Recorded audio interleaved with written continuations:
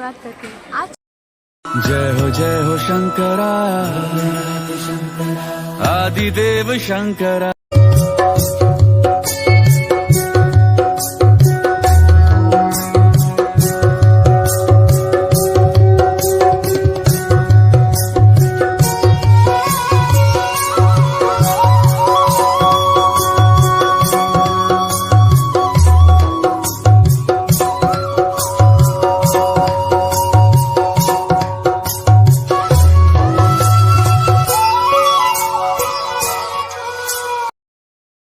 अब हम आ गए हैं बंसीबट।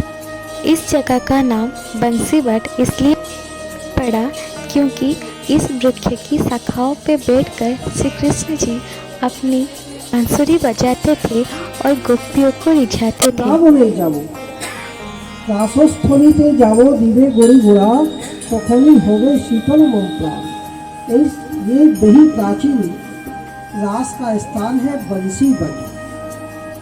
इस स्थान पे भगवान नित्य बंसी बजाते हैं। पीछे यमुना जी है, यमुना का तट है। भगवान हर रोज सुबह में अपनी गायों को लेकर के आते हैं। भगवान की गाय यमुना किनारे पे चलती, भगवान इसी पेड़ के नीचे, इसी गाछ के नीचे भगवान बंसी बजाते। ऐसी आदि गाछ आज भी भगवान बंसी बजाते हैं। आज भी भक्तों को भगवान का बंसी सुनाई देता है। आश्विन मास का जो पूर्णिमा आता है जिसको हम बोलते हैं शरद पूर्णिमा, शरदोक्त पुण्यमल्य कहा। शरद की पूर्ण रात्रि में भगवान ने यहाँ ऐसी मधुर बंसी बजाई कि बंसी को सुना तो तीनों लोग मोहित हो गए। सर्वभूत मनोहर, सभी जीवों के मन का हरण करने वाली बंसी भगवान ने यहाँ बजाई।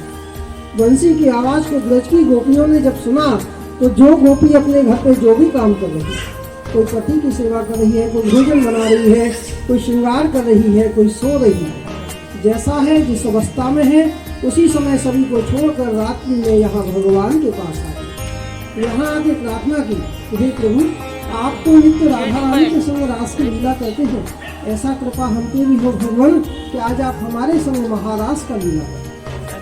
पंडित जी के मुख से हमें इस जगह का महत्व पता गया है। अब हम आगे बढ़ते हैं। ये रहा गोपीश्वर मंदिर।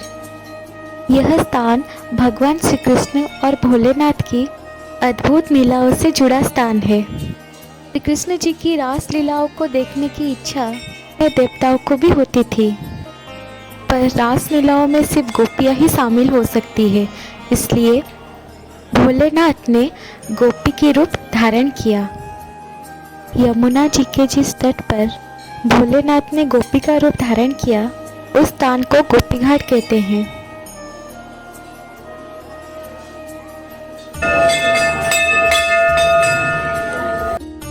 अब हम आ गए हैं श्री राधा गोपीनाथ टेम्पल। यह मंदिर वृंदावन की प्राचीन मंदिरों में से एक है। कहते हैं कि श्री गोविंद का मुखारबिंद, श्री गोपीनाथ जी का वक्षस्थल, मदन मोहन की श्रीचरण, इन तीनों का एक ही सूर्य में दर्शन करने से साक्षात श्री कृष्ण जी का दर्शन लाभ होता है। हमारे गुरुजी गोपीनाथ मंदिर के बारे में हमें बता रहे हैं। जो स्थान रे आमे समस्ते रहिचु से स्थान हला धीर समीर घाट। भगवान जो जमुना कूल रे धीरे धीरे पवन।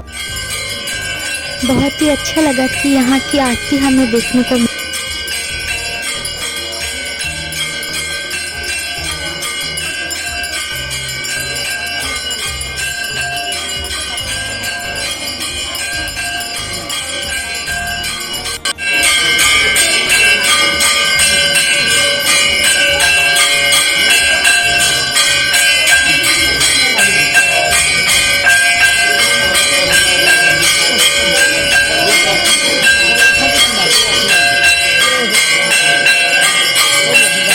मंदिर की बाहर की दुकानें हैं। देखिए यहाँ कृष्ण जी की झूला कितने सुंदर मिलती है और ये माला देखिए कितनी सुंदर लग रही है। हम आए हैं श्री राधा गोकुलानंद टेम्पल। इस मंदिर में भगवान अतिशय करुणा करके तीन रूप में विराजित है। मध्य में है श्री राधा विनोदी लाल जी। इनके साथ इनके बगल में श्री राधा विजय गोविंद ठाकुर जी भी विराजित है। इन दोनों श्री विग्रह के साथ श्री राधा गोकुलानंद जी छोटे से विग्रह के रूप में विराजित है। ये मार्ग सीधा सीधा गले श्री जगन्नाथ मंदिर पहुंचवा ता पूर्वरु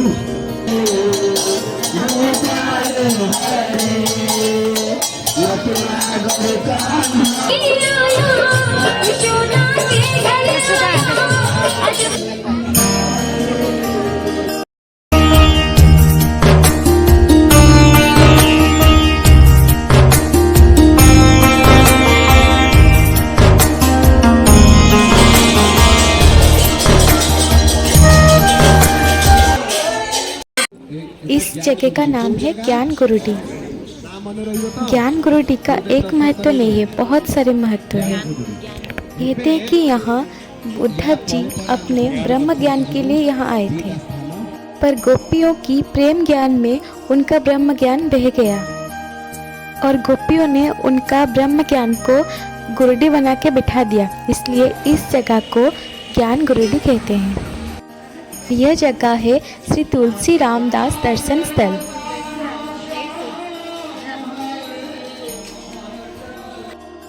अब हम जा रहे हैं लाला बाबू के मंदिर। ये लाला बाबू मंदिर के पीछे के दृश्य है। यह एक विशाल मंदिर है और इसके अंदर एक सुंदर बगीचा भी है और चारों ओर ऊंची पाचीरें भी है। यह मंदिर लंबाई में 160 फीट ऊंची है। यह मंदिर लाला बाबू के भक्ति और विरक्ति दोनों का साक्षात प्रमाण है। लाला बाबू का नाम कृष्णचंद्र सिंह रखा गया था। उनका जन्म सन 1775 में मुर्शिदाबाद में हुआ था। संभवतः है इनके नाम में ही इनके जीवन की दिशा रच दी थी कि इन्हें एक दिन श्री धाम वृंदावन आना है।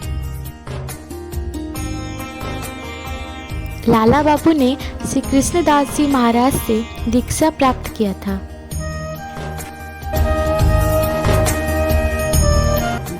अंदर फोटो या वीडियो लेने की अनुमति नहीं थी, इसलिए आप लोगों के लिए छोटी सी झलक रिकॉर्ड किया है।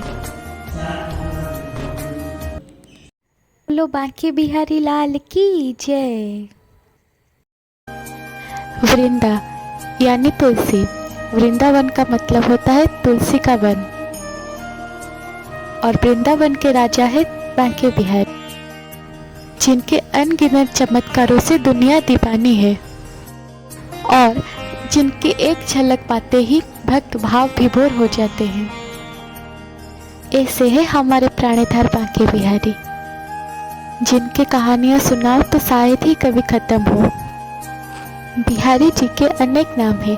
कोई उन्हें बांके बिहारी बुलाता है तो कोई उन्हें कुंज बिहारी बुलाता है। बिहारी जी को बांके बिहारी इसलिए कहते हैं कि वो 3 जगह से टेढ़े हैं इसलिए उन्हें बांके बिहारी कहते हैं। तभी अंदर से फोटो लेना और वीडियो लेना मना था, इसलिए मैंने सिर्फ बाहर का दृश्य आप लोगों का दिखाया।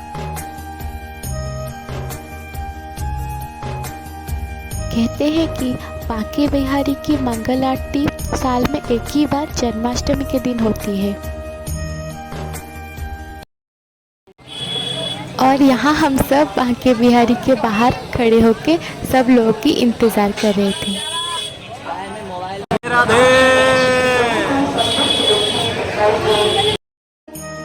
बांके बिहारी जी के दर्शन करने के बाद अब हम लोग आ चुके हैं श्री राधा वल्लभ जी के मंदिर पर।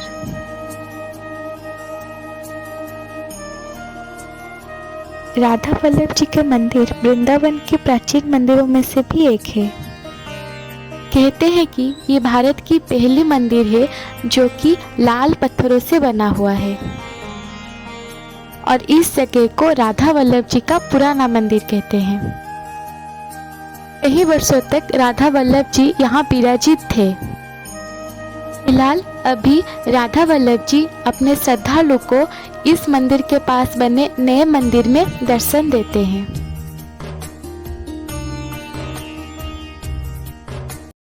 श्री राधा वल्लभ जी के साथ राधा जी ना होकर उनका गद्दी होता है, इसलिए राधा वल्लभ जी को श्री जी भी कहते हैं।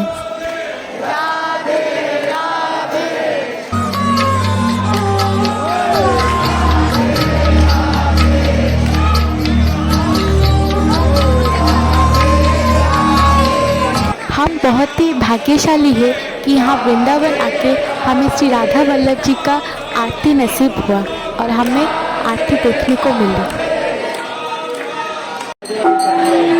राधे राधे श्याम राधे राधे राधे श्याम राधे राधे श्याम राधे राधे राधे श्याम राधे राधे राधे श्याम राधे राधे राधे राधे श्याम राधे राधे राधे श्याम राधे राधे राधे श्याम